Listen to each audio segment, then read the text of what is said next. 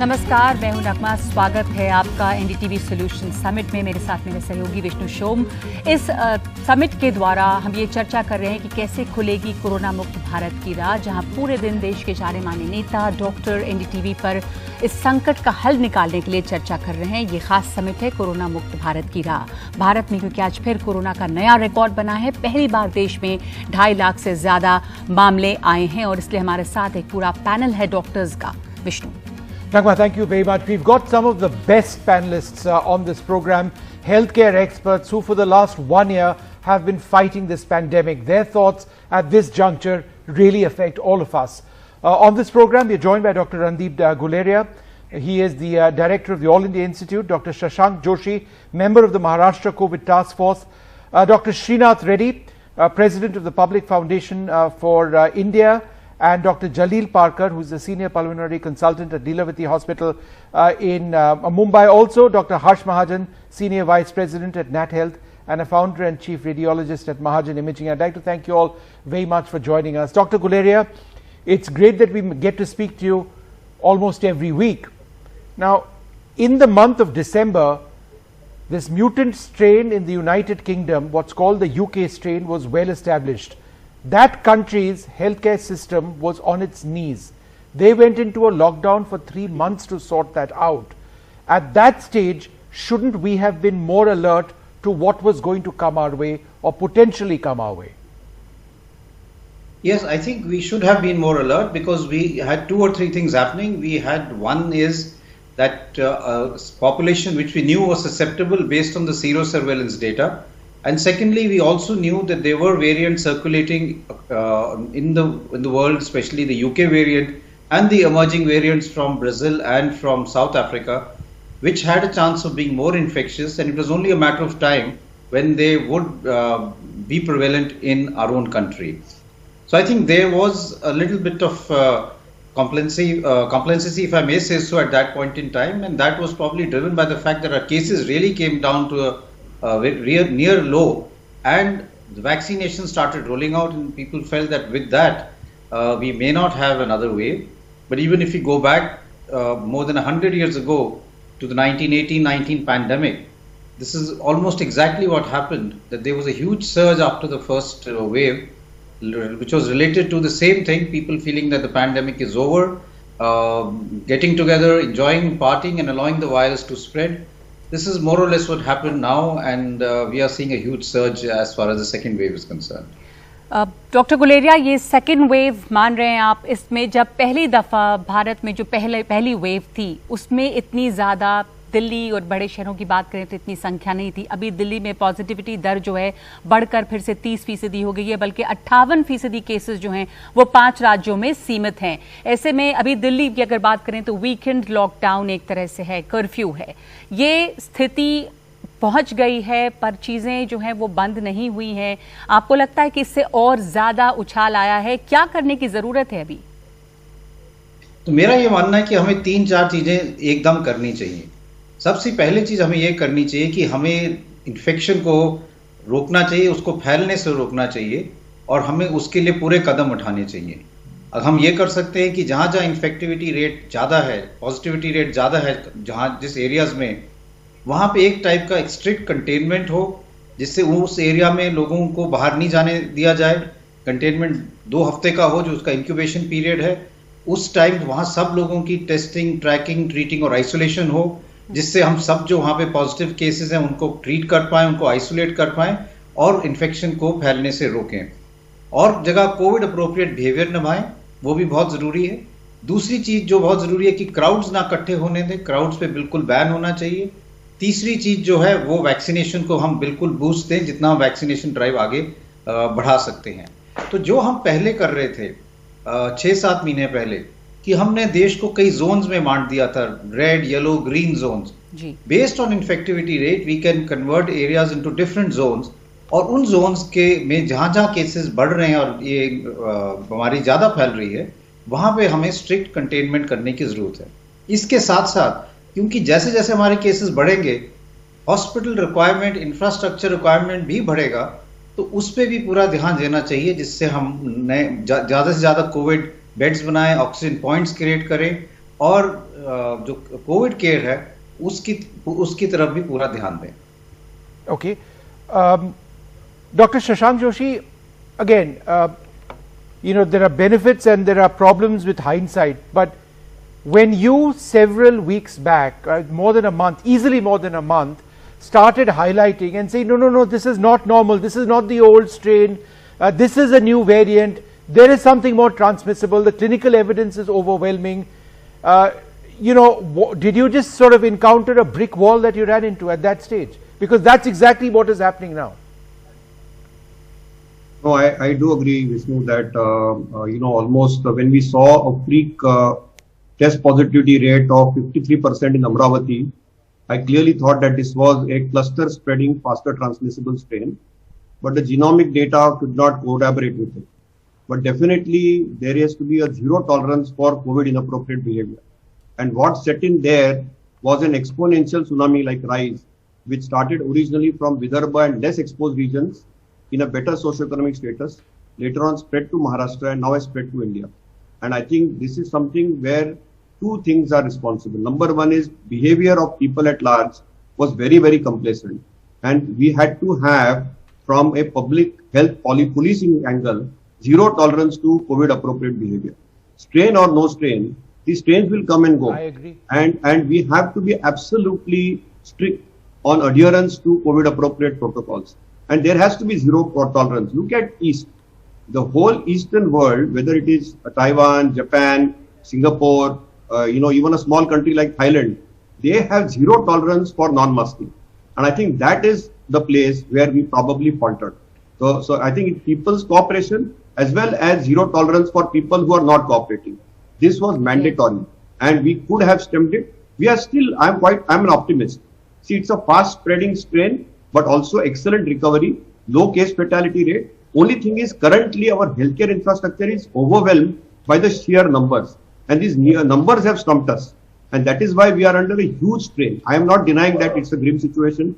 I agree with Randeep completely that we are in a very serious grim situation. But I am an optimistic. We can beat this wave, but we cannot afford another wave. And therefore, when we come out of this, we should have a zero tolerance for COVID inappropriate behavior. Okay. And that's the bottom line. That's the real vaccine. Doctor Jalil Parkar, ये जो अभी भारत देख रहा है, UK जैसे देशों में भी ये देखा गया। विष्णु, मैंने शुरू में ये बात की कि वहां पे भी बुरा हाल था, पूरी जो स्वास्थ्य व्यवस्था वो चरमरा गई थी।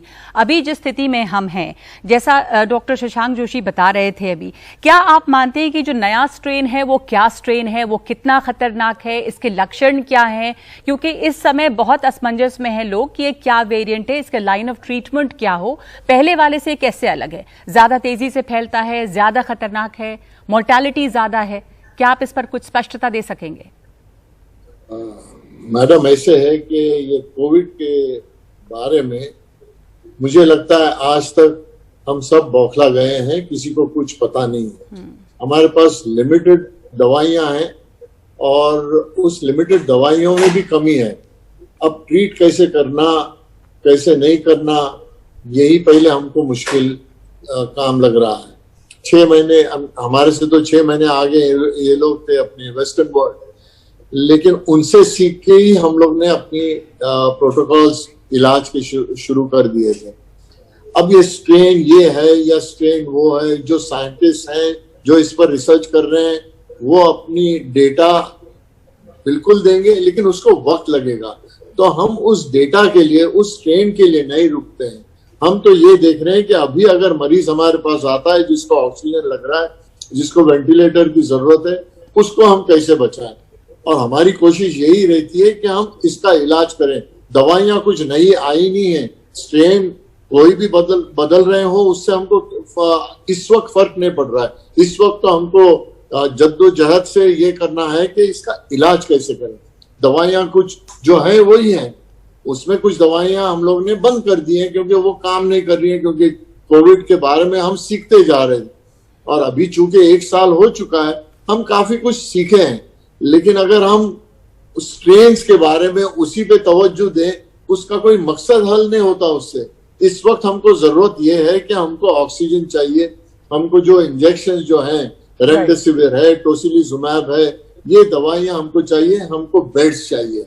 अगर ये नहीं रहेंगे तो ये तो इस तरह फैला हुआ है कि मैं नहीं जानता कि ये कब खत्म होगा। हो सकता है इसको 1 साल लगे, हो सकता है 1 साल से ज्यादा Let's hope that हो। that is not strain the कोई case, आ and जाए। we really need this to end sooner. But let me go across to Dr. Harsh Mahajan.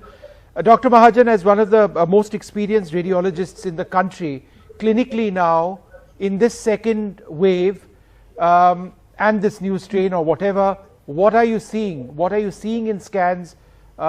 Could you share with us how this affects or infects people more or less?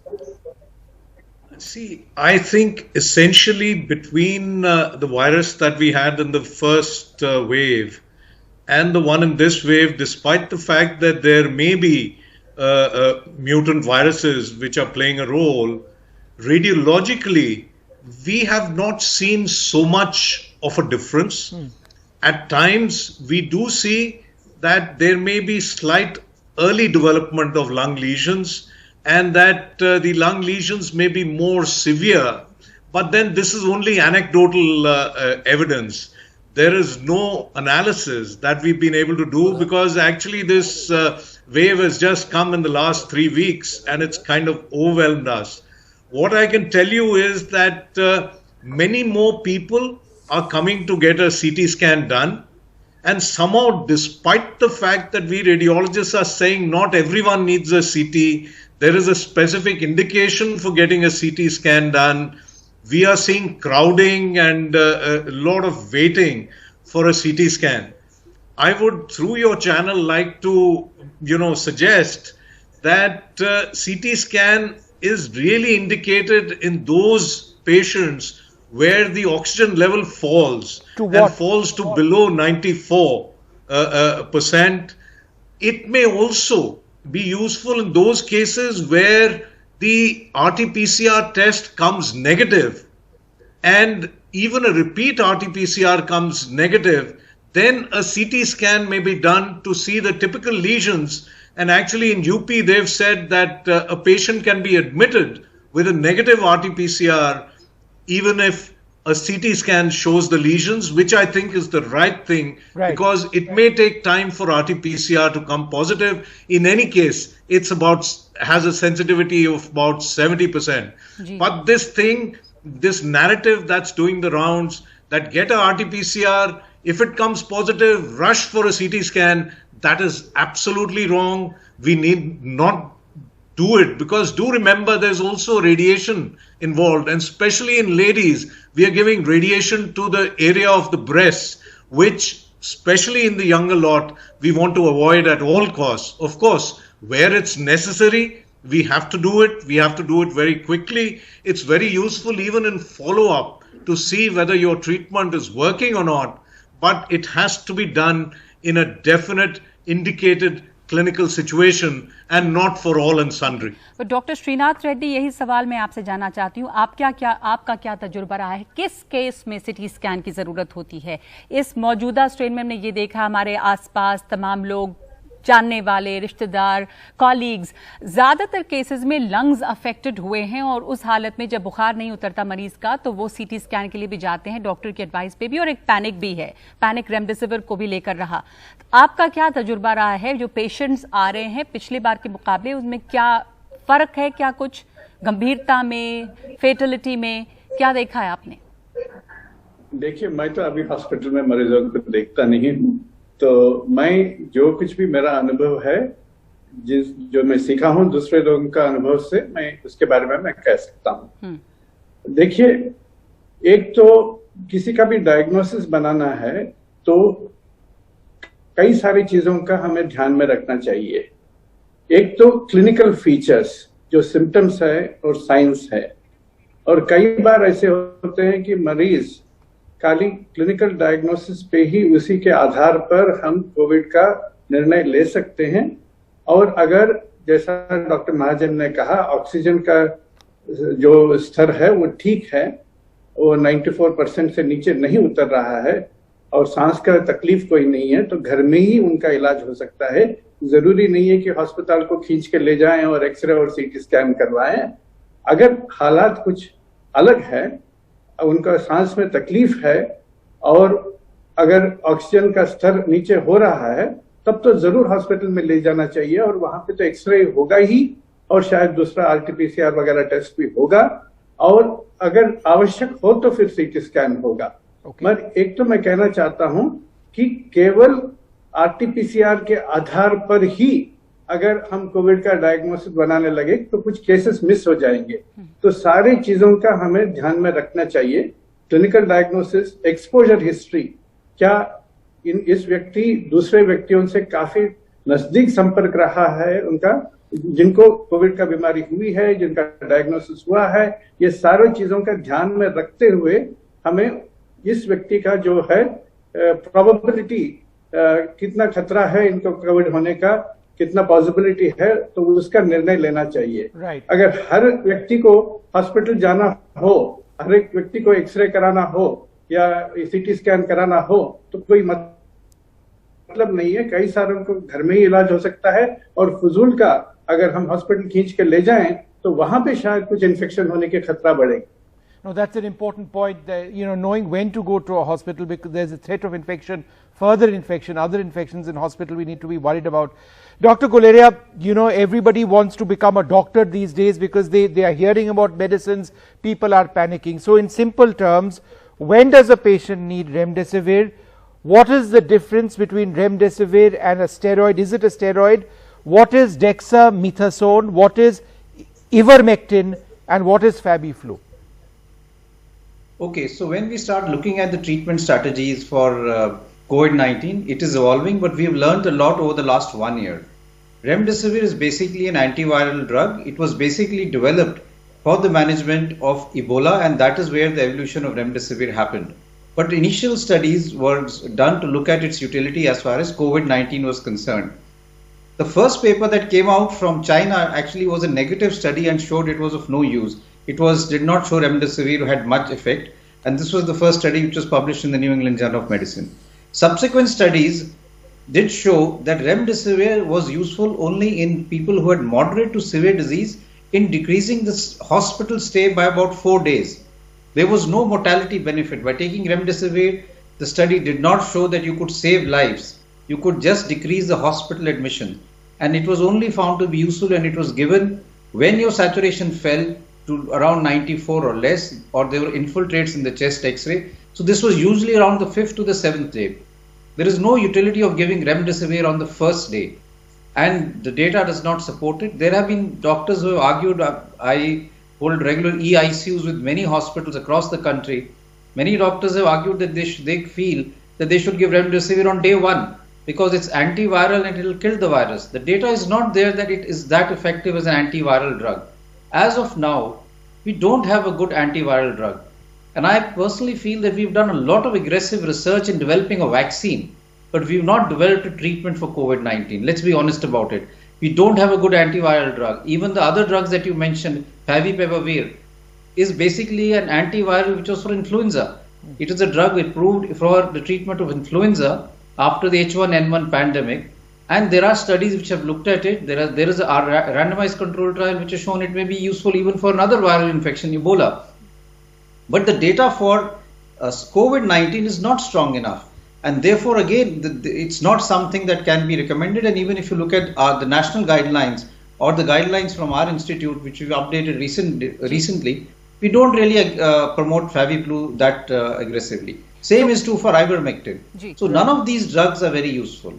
Coming to dexamethasone and steroids, now those are the drugs which have been shown to be of some use in the recovery trial.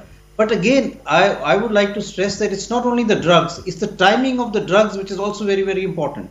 Steroids given early, before there is a fall in saturation, in the recovery trial showed a negative result. They showed that those who got steroids did worse as compared to those who did not. Right. The benefit of steroids was only in those who had given steroids when there was a fall in oxygen saturation and in the later part of the disease.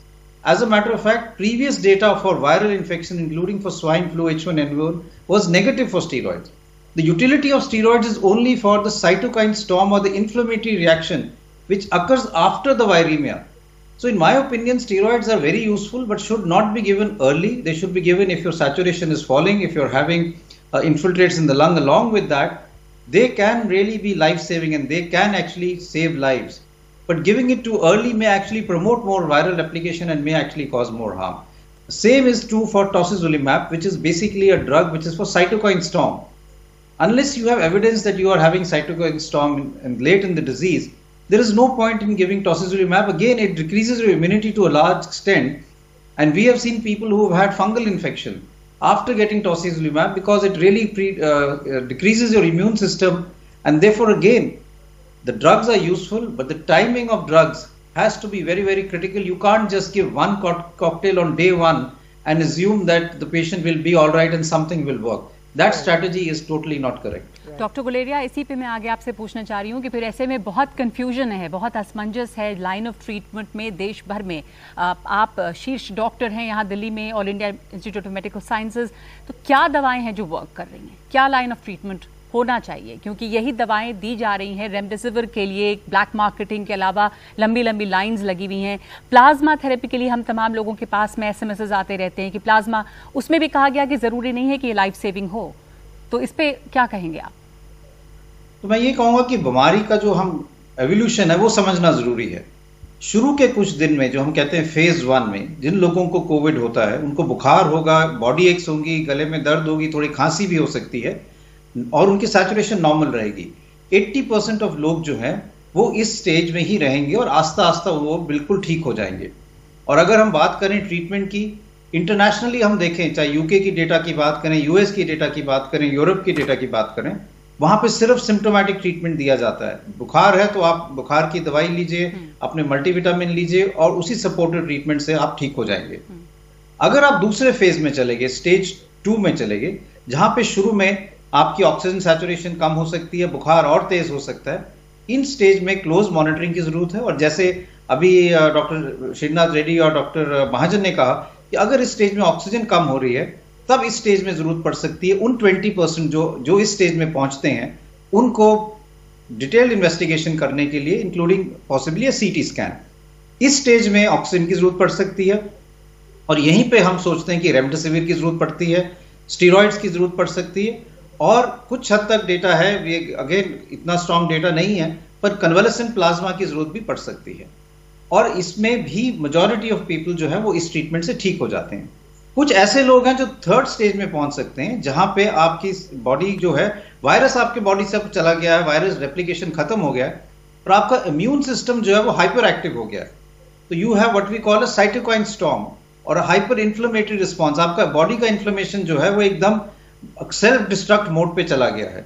इस stage में steroids के साथ साथ हम anti IL-6 drugs या और drugs देते हैं, जिससे टॉसिजुलिमैब है। तो थर्ड स्टेज में लेस देन 5%, 2 to 5% पेशेंट्स ही पहुंचते हैं जिनको टॉसिजुलिमैब की जरूरत पड़ती है। तो अगर हम इसको परसेंटेज पॉइंट ऑफ व्यू से देखें तो more than 80% of patients required only symptomatic treatment, around 15% will require only the treatment that we're talking of, remdesivir, steroids, convalescent plasma, and only 2 to 5% require tocilizumab. लेकिन हो ये रहा है कि लोग जो है 80% को रेमडेसिविर दे रहे हैं, टॉसिजुलिमैब भी दे रहे हैं, they are causing more higher morbidity and mortality than what should have otherwise occurred. So treatment is important, but the timing of treatment and which patient has to get the treatment, ये भी बहुत जरूरी है. All right. Well, I'd like to thank all of you very much for joining us. We've run short on this particular part of our conclave, and all of you with your expertise thrown in over here really helps us to understand what we are up against at this stage. बहुत बहुत शुक्रिया हमारे साथ जुड़ने के लिए.